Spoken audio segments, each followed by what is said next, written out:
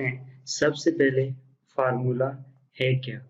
Formula combination है जी हमारे पास तीन चीजों का। सबसे पहली चीज है हमारे पास जिससे फार्मूला स्टार्ट होगा वो है इज इक्वल टू। कोई भी फार्मूला स्टार्ट करने से पहले हमने इज इक्वल टू जो है वो लगाना है। उसके बगैर कोई फार्मूला यहाँ पे हम नहीं लगा सकते।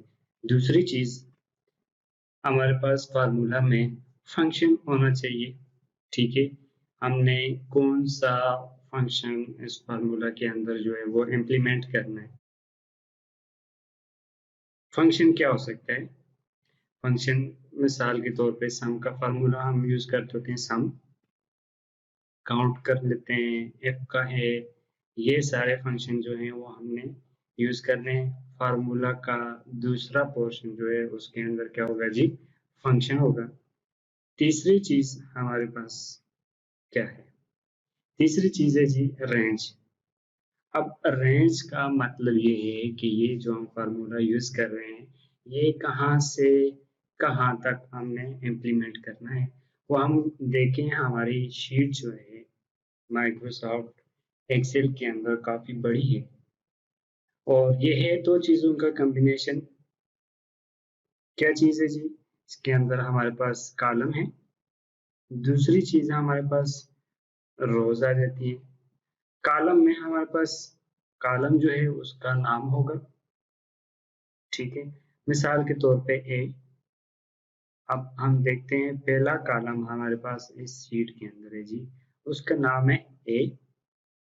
और दूसरी चीज दूसरा कॉलम बी है, सी है, इसी तरह आगे हमारे पास बहुत सारे कॉलम बने हुए हैं।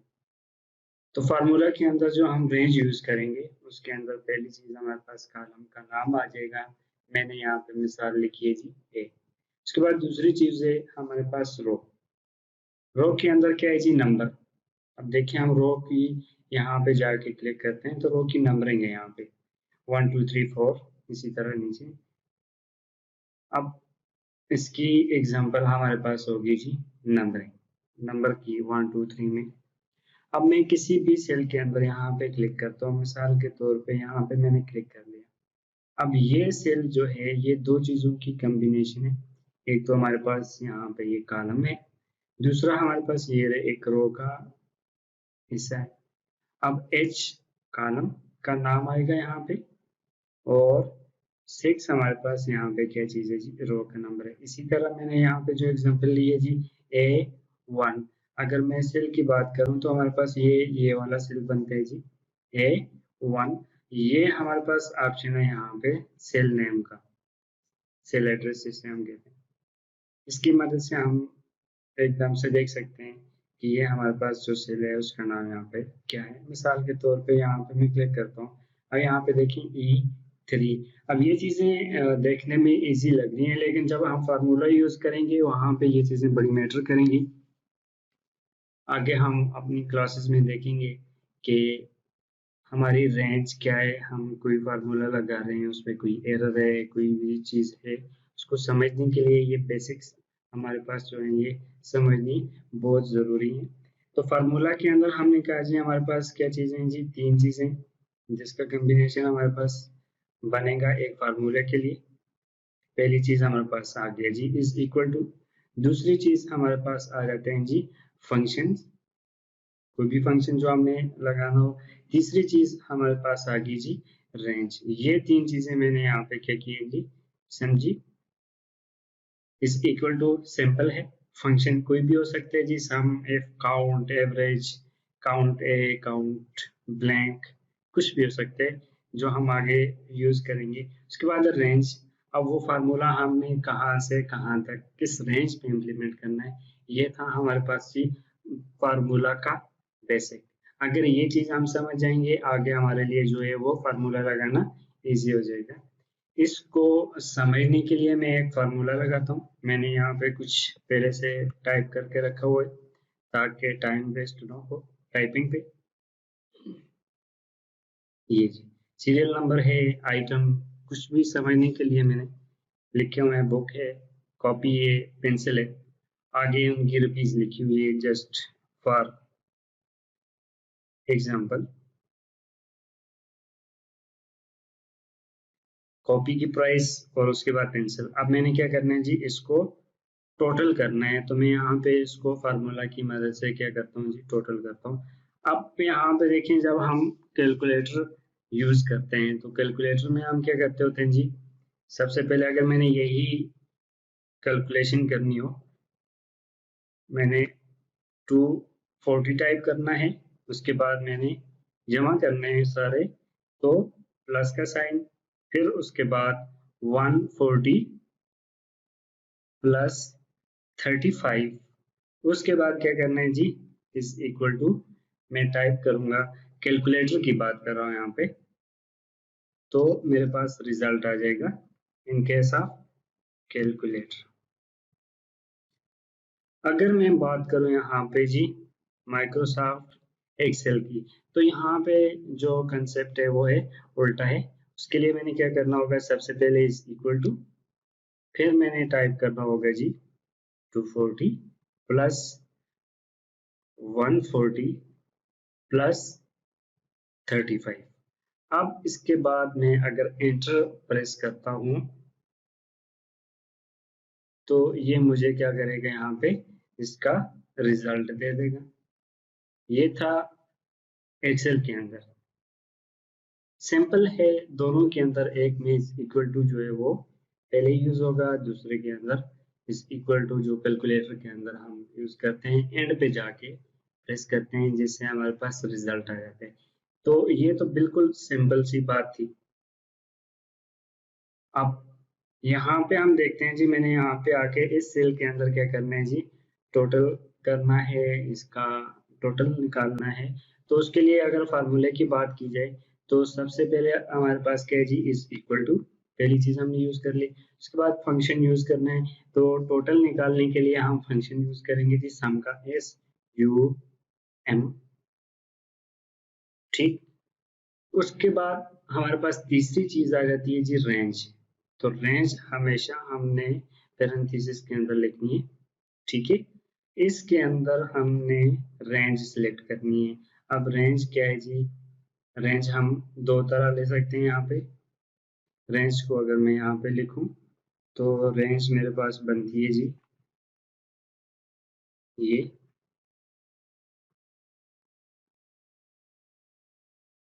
अब ये हमारे पास रेंज हो सकती है जी A1 comma A2 comma A3, या इस तरह भी हम लिख सकते हैं A1 कॉलन A3, दोनों सेम चीजें। अब यहाँ पे जाके हमें क्या करना है जी, फार्मूला लगाना है, इज इक्वल टू, पहली चीज, दूसरा हमारा फंक्शन सम का आ गया, तीसरी चीज मेरे पास आ जाती है जी रेंज। तो रेंज के लिए मैंने क्या करना है, यहाँ पे पैरेंथेसिस को यूज करना है, ब्रैकेट स्टार्ट जिसको हम कहते हैं। उसके बाद है मेरे पास ये नंबर वन, कह रहा है कि आपने चूज करना है रेंज। तो नंबर वन के लिए मैं यहाँ पे अगर जाता हूँ, तो ये हमारे पास डी, और यहाँ से रोल नंबर है जी 12। तो मैंने क्या करना है, D12 कामा नंबर 2, जो मैंने इसके अंदर क्या करना है जी, सम करना है, वो है मेरे पास D13 कामा D14। आप पैरेंथेसिस ब्रैकेट को क्लोज कर लेते हैं और एंटर का बटन दबाते हैं यहाँ पे, और 15। अब ये वाला जो फॉर्मूला मैंने लगाया है एक रेंज के ऊपर, ये जो मैंने यहाँ पे कैलकुलेशन की थी वो जस्ट फिगर्स थे, एक ही सेल के अंदर मैंने वो क्या किए जी, कैलकुलेट किए। अब मैं अगर यहाँ पे दोबारा कैलकुलेशन करना चाहता हूँ, तो ये मुझे डिलीट करके सारा जो है वो चेंज करना पड़ेगा, लंबा प्रोसेस है। यहाँ पे मैंने एक रेंज पे ये फार्मूला इम्प्लीमेंट किया है। अब यहाँ पे मैं अगर 140 के बजाय इसको मैं 131 कर देता हूँ, तो ये उसके अंदर ऑटोमेटिकली क्या हो जाएगा जी, चेंज अपडेट हो जाएगी, ठीक है। तो ये था हमारे पास फार्मूला, उसके पार्ट्स, और उस चीज को हमने समझा है। अच्छा, तो यहाँ पे हमने फार्मूला यूज किया जी सम का, और उसके अंदर मैंने इंडिविजुअल सेल को क्या किया जी, सिलेक्ट किए। यहाँ पे इसके नीचे मैं क्या करता हूँ, फार्मूला यूज करता हूँ और उसके अंदर रेंज जो है वो सिलेक्ट करूंगा, is equal to SUM bracket start, तीसरा स्टेप। अब रेंज सेलेक्ट करने के लिए मैं क्या करता हूँ, यहाँ से 240 पे क्लिक करके इसको ड्रैग किया और ये मैंने सेलेक्ट कर लिया। देखें D12 टू D14 पहले भी मैंने इसी तरह किया था, D12 कामा D13 कामा D14, और वो तो इंडिविजुअल एक एक मैंने सेल सेलेक्ट किया। यहाँ पे मैंने एक रेंज ली, कहीं पे हम यूज करेंगे बहुत लंबी रेंज होगी तो उसको D1 D2 D3 तो करना काफी मुश्किल होगा। यहाँ पे हमारे पास क्या है जी, एक रेंज सिलेक्ट हो चुकी है, ब्रैकेट क्लोज और एंटर का बटन दबा दिया, तो मेरे पास ये चीज उसने इम्प्लीमेंट करके फार्मूला का रिजल्ट मुझे दे दिया। हमने ये वाला केस भी यूज कर लिया है। उसके बाद ये वाली जो तरतीब है वो भी मैंने यूज कर ली। उसके बाद अभी जाते हैं जी, इसको मजीद समझते हैं। यहाँ पे इसको मजीद समझने के लिए रेंज को हम देखते हैं। मैं यहाँ से कुछ नंबर टाइप कर लेता हूँ, 1 2 3 4। यहाँ पे मुझे शो नहीं हो रहा क्योंकि यहाँ पे मैंने जो रेंज सिलेक्ट की हुई है यहाँ पे इसको कलर नहीं दिया हुआ था। यहाँ पे आके मैं क्या करता हूँ जी, यहाँ पे 5 लिख लिया और यहाँ पे मैंने टोटल करना है। इन दोनों केसेस को यहाँ पे हमने इम्प्लीमेंट करना है। कैसे, यहाँ पे मैं जाता हूँ, इसको सेम वही कलर दे देता हूँ जो यहाँ पे मैंने इस पे क्लिक कर दिया। यहाँ पे हमें पहले जो यूज करना है is equal to sum bracket start. अब यहाँ पे क्लिक कर दिया, पहला सेल जो मैंने ऐड करना है कॉमा, दूसरा सेल कॉमा, तीसरा सेल कॉमा, चौथा सेल कॉमा, यहाँ पे पांचवा सेल, ब्रैकेट क्लोज और एंटर कर दिया जी। उसके बाद मैंने यहाँ पे दूसरा जो मेथड है A1 to A3 range use करने के लिए मैं इसकी फॉर्मेटिंग यहाँ पे इम्प्लीमेंट कर देता हूँ, is equal to sum bracket start. अब मैं यहाँ से यहाँ तक इसके नीचे ये रो सिलेक्ट कर लेता हूँ और ब्रैकेट क्लोज। अब यहाँ पे I6 टू M6 हमारे पास रेंज है, एंटर कर दिया। यहाँ पे 0 है, मैं सेम वही चीज जो ऊपर लिखी हुई है मैं यहाँ पे वो नीचे भी 15। अब इन दोनों को अलग लिखने का एक मकसद था, मकसद ये था, अब अगर मैं यहाँ पे जाके फार्मूला मैंने पहले लगा लिए, अब मैं यहाँ पे इंसर्ट पे जाता हूँ और यहाँ पे मैं कोई एक नंबर लिख लेता हूँ 10, ठीक, और यहाँ पे भी मैंने 10 लिख दिया।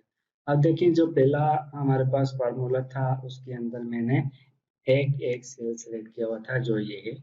अब देखिए उसके जब मैंने इंसर्ट किया कॉलम तो वो क्योंकि उसके अंदर मौजूद नहीं है तो वो उसने उसमें इंक्लूड नहीं किया।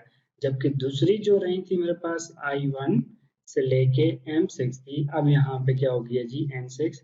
अब अगर इस पे हम क्लिक करते हैं तो जो अभी कॉलम हमने इंसर्ट किया है वो इसके अंदर इंक्लूड हो चुका है। तो ये दो मेथड मैंने यूज किए हैं, इनके अंदर डिफरेंस है।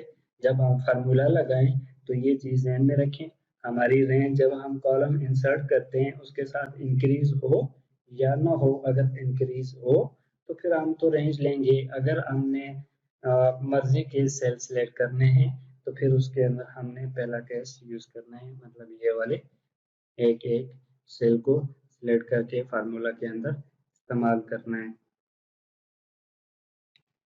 इसके बाद हम देखते हैं जी, हम टाइप करके ही फार्मूला लगा सकते हैं या हमारे पास कोई और ऑप्शन भी है जहाँ से हम जल्दी से अपना फार्मूला किसी रेंज पे अप्लाई कर सकें। यहाँ पे हम जाते हैं जी, मैं यहाँ पे लिख लेता हूँ जी फंक्शन।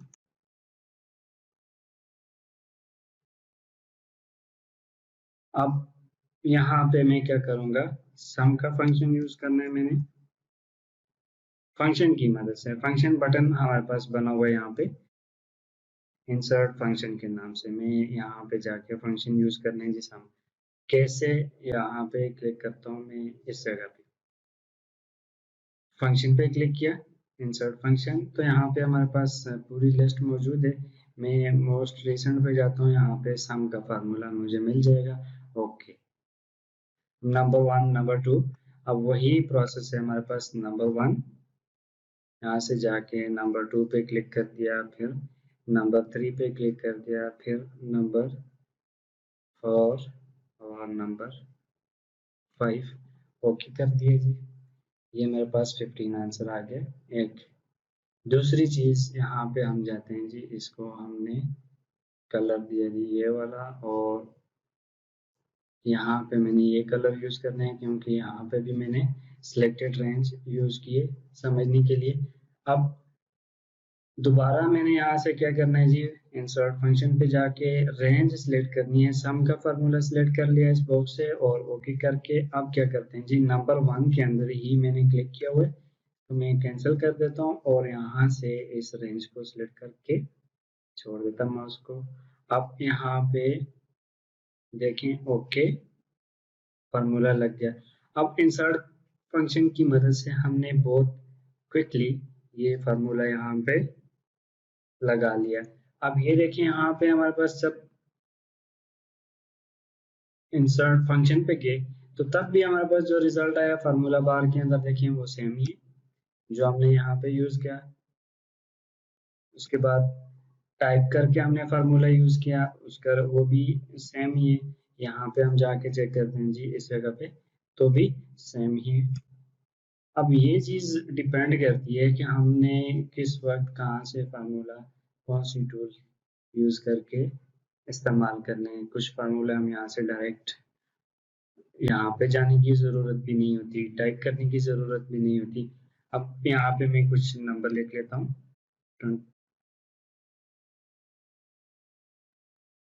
अब इन तीन को अगर हम यूज करना चाहते हैं एक फार्मूला के अंदर, इसको मैंने सेलेक्ट किया हुआ है। यहाँ पे ऑटो सम का फार्मूला हमारे पास मौजूद है, इस पे अगर हम क्लिक करते हैं तो इसके नीचे इसने खुद ब खुद फार्मूला लगा के इस ऊपर वाली जो रेंज है उसको जमा कर दिया है। यहाँ पे हम जाते हैं तो फिर देखते हैं हमारे पास सम का फार्मूला आ गया यहाँ पे और ऊपर रेंज हमारे पास सिलेक्टेड है।